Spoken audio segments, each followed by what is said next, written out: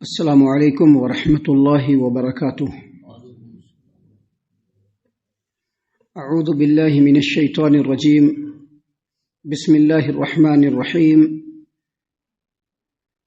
لقد كان في يوسف وإخوته آيات للسائلين إذ قالوا ليوسف وأخوه أحب إلى أبينا منا ونحن عصبة إن أبانا لفي ضلال مبين اقتلوا يوسف أو اطرحوه أرضا يخل لكم وجه أبيكم وتكونوا من بعده قوما صالحين قال قائل منهم لا تقتلوا يوسف وألقوه في غيابة الجب يلتقطه بعض السيارة إن كنتم فاعلين۔ محترم سامعین اکرام، سورہ یوسف سورہ نمبر 12 اور اسی صورت سے ابھی آپ کے سامنے آیت نمبر 7، 8، 9، 10 یہ چند آیات آپ کے سامنے تلاوت کی گئی۔ محترم سامعین اکرام، یوسف علیہ السلام کے قصے میں جن لوگوں نے ان کے بارے میں پوچھا یا جو سوال کیا، ان لوگوں کے لیے بہت ساری نصیحتیں ہیں اور عبرتیں ہیں، جس کے بارے میں اس سے پہلے کے درس میں ہم نے آپ کے سامنے بیان کر دیا ہے۔ یہاں پر اللہ تبارک و تعالیٰ نے فرمایا ہے لقد كان في يوسف وإخوته آیات للسائلین، حقیقت یہ ہے کہ یوسف اور اس کے بھائیوں کے قصے میں پوچھنے والوں کے لیے بہت سی عبرت اور نصیحت ہیں۔ سامعین اکرام، یہاں پر جو سوال پوچھنے والے تھے وہ مکہ والے تھے، اور انہوں نے سوال کیا پوچھا تھا کہ جب بنی اسرائیل کے آباء و اجداد، خاص طور سے یعقوب علیہ السلام، اسحاق علیہ السلام، ان تمام کا جو مسکن ہے وہ فلسطین تھا، شام تھا، تو پھر یہ جو بنی اسرائیل اور یہودی لوگ ہیں یہ مصر کیسے چلے گئے؟ سوال کرنے والے نے سوال کر دیا، لیکن اس کے جواب میں جو باتیں آئیں وہ پوچھنے والوں کے لیے ہی عبرت اور نصیحت کا نشان بنا، کیونکہ اس کے جواب میں یوسف علیہ السلام اور ان کے بھائیوں کے جو قصے آئے ہیں، پوچھنے والے کون لوگ تھے؟ مکہ والے۔ مکہ والوں نے پوچھا۔ اب جو اس کے جواب میں یوسف علیہ السلام اور ان کے بھائیوں کے جو قصے آئے، اس کے اندر جو بھی باتیں ہیں وہ آنے والے ٹائم میں مکہ والوں پر ہی منطبق ہونے والا تھا، یہ ان کو معلوم نہیں تھا۔ ہم نے اس سے پہلے کے درس میں بتلایا کہ یوسف علیہ السلام کے ساتھ ان کے بھائیوں نے جو کچھ کیا اور جس ارادے سے کیا، مکہ والوں نے بھی وہی چیز نبی صلی اللہ علیہ وسلم کے ساتھ کیا، اور جو چیز یوسف علیہ السلام کے بھائیوں نے یوسف علیہ السلام کے ساتھ جس چال اور ارادے کے ساتھ کیا، اللہ تبارک و تعالیٰ نے اسی چال کو یوسف علیہ السلام کی سربلندی کا ذریعہ بنایا۔ بے عین ہی مکہ والوں نے جو کچھ کیا اور جس ارادے سے کیا اور جو بھی چالیں چلی، انہی چالوں کو، انہی تدبیروں کو اللہ تبارک و تعالیٰ نے اسلام اور پیغمبر اسلام کی سربلندی کا ذریعہ بنا دیا۔ یہاں پر نصیحت یہ ہے جو بتلایا گیا ہے کہ پوچھنے والوں کے لیے یوسف علیہ السلام اور اس کے بھائیوں کے قصے میں نشان عبرت ہے۔ یہاں پر نشان عبرت یہ ہے کہ اگر کسی کو اللہ تبارک و تعالیٰ سربلند کرنا چاہے تو اس کے حاسدین اور اس کے مخالفین چاہے لاکھ چال چل لیں، ان کی چال کا کچھ بھی اثر نہیں ہونے والا ہے۔ انہی تدبیروں کو، انہی چال کو اللہ تبارک و تعالیٰ سربلند کرنے والے کے سربلندی کا ذریعہ بنا دیتے ہیں، جو یوسف علیہ السلام کے قصے میں بھی دیکھا جا سکتا ہے اور نبی صلی اللہ علیہ وسلم کے پورے سیرت میں بھی یہ بات دیکھی جا سکتی ہے۔ محترم سامعین اکرام، اللہ تبارک و تعالیٰ نے یہاں پر فرمایا کہ لقد كان في يوسف واخوته آیات للسائلین، حقیقت یہ ہے کہ یوسف اور اس کے بھائیوں کے قصے میں پوچھنے والوں کے لیے بہت سے نشان عبرت ہیں۔ اس کے بعد اللہ تبارک و تعالیٰ نے فرمایا اذ قالوا لیوسف واخوه احب الى ابینا منا ونحن عصبہ ان ابانا لفی ضلال مبین۔ اس وقت کو یاد کرو جب یوسف کے بھائیوں نے آپس میں ایک دوسرے سے کہا، کیا کہا؟ کہ یوسف اور اس کا بھائی ہمارے باپ کے نزدیک ہمارے مقابلے میں زیادہ محبوب ہے، یعنی ہمارا باپ ہم کو زیادہ محبوب نہیں رکھتا ہے بلکہ یوسف اور اس کے بھائی بنیامین کو رکھتا ہے، حالانکہ ہم لوگ طاقتور جماعت ہیں اور ہمارا باپ صریح بھول میں ہے، انتہائی غلطی میں ہے۔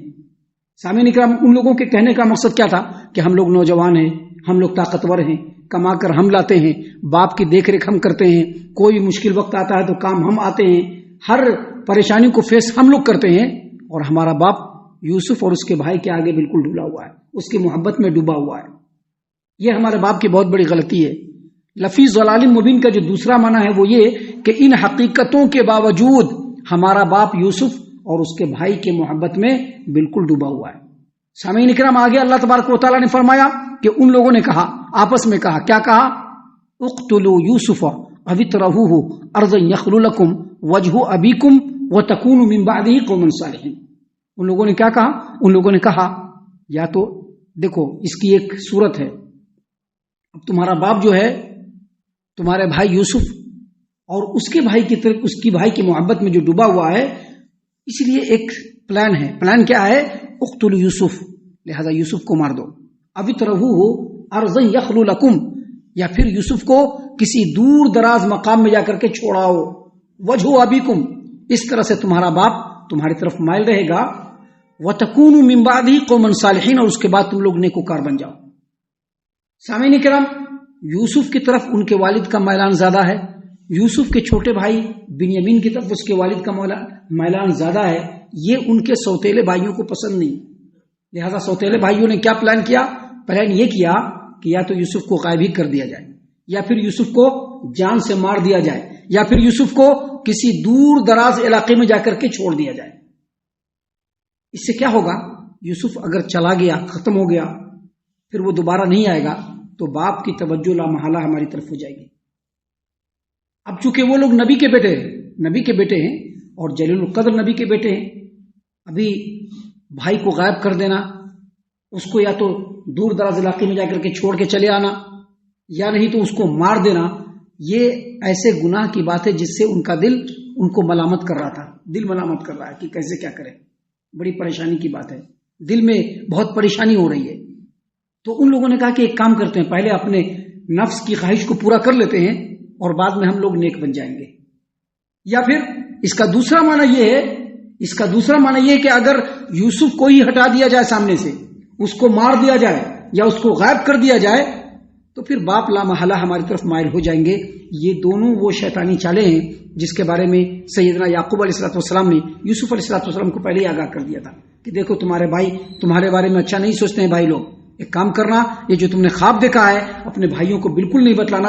یہی وہ اندیشہ تھا جس کو ظاہر کیا تھا سیدنا یعقوب علیہ السلام نے اپنے پیارے بیٹے یوسف کو کہ دیکھو اپنے بھائی کو مت بتلانا۔ آخر وہی بات سامنے آئی اور بھائیوں نے آپس میں پلان کر لیا کہ یا تو یوسف کو یہاں سے ختم کر دیا جائے یا پھر اس کو غائب کر دیا جائے یا دور دراز علاقوں میں پھینک دیا جائے، تاکہ پھر واپس نہیں لوٹے گا اور باپ کو ہم لوگوں کی ہی ضرورت ہوگی تو باپ ہم لوگوں کو اپنی توجہ کا مرکز بنا لے گا۔ سامعین کرام، میں سارے پلان ہو رہے تھے تو بھائیوں میں سے ایک بھائی تھا، مفسرین نے کہا ہے وہ بڑا بھائی یہودا تھا۔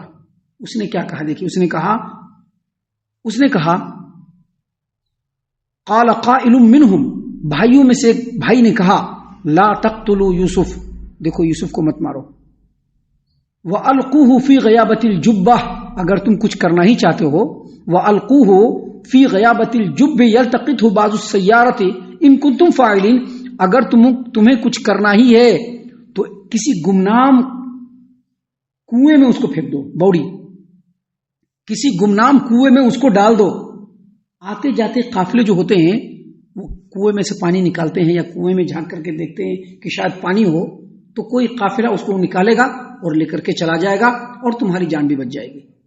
اصل میں یہ مفسرین نے کہا ہے کہ ان کا بڑا بھائی یہودا تھا جو یوسف کی جان مار دیں گے بول کر کے اس کے دل میں تھوڑا ترس آ گیا کہ کیسے مار دیں گے، لہذا اس نے کہا کہ دیکھو اس کو مارو بھی مت اور اس کو دور دراز علاقے میں جا کر کے چھوڑو گے تو بڑی پریشانی ہوگی۔ ایک کام کرو، اطراف کے علاقوں میں بہت سارے گمنام کنویں ہیں، کسی کنویں میں جا کر کے یوسف کو ڈال دو، آتا جاتا جو قافلہ ہوگا وہ آئے گا اور یوسف کو لے کر کے ہم سے دور دراز چلا جائے گا اور ہمارا معاملہ بھی حل ہو جائے گا۔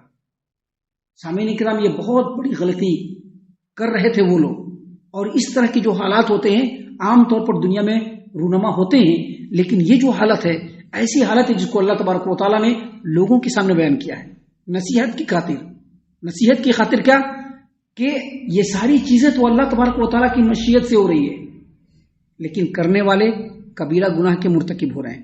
کیسے مرتکب ہو رہے ہیں؟ ایک بوڑھے باپ اس کے حق کو تو پامال کر ہی رہے ہیں، اس کے پیارے بیٹے کو بھی اس کے نظروں سے دور کر رہے ہیں، اور یہ بہت ہی خطرناک بات ہے، بہت ہی بڑا گناہ ہے جو یہ لوگ کر رہے ہیں۔ آگے کیا کیا باتیں ہوئی اللہ تبارک و تعالیٰ نے ان تمام باتوں کو یہاں پر بیان فرمایا ہے. ہم اللہ سے دعا کرتے ہیں کہ اللہ تبارک و تعالیٰ ہم تمام کو ان تمام باتوں کے اوپر خوب غور و فکر اور تدبر کرنے کے ساتھ ساتھ ان باتوں کے اوپر عمل کرنے کی بھی توفیق عنایت فرمائے. آمین. اللہ تعالیٰ ہم تمام کو صحیح معنوں میں پکا سچا مومن مسلمان بنائے. اللہ اور اس کے رسول صلی اللہ علیہ وسلم کی اطاعت و فرما برداری کرنے والا بنائے. صحابہ کرام رضی اللہ عنہم کے طریقے پر چلنے والا بنائے. جنت الفردوس میں جگہ عطا فرمائے. اے اللہ ہم تمام کو جہنم سے پناہ دے. اے رب العالمین ہم تمام کو جہنم سے پناہ دے. اے مالک الملک ہم تمام کو جہنم سے پناہ دے. آمین یا رب العالمین. وما علینا الا البلاغ المبین. تبارك الذي نزل الفرقان على عبده ليكون للعالمين نذيرا.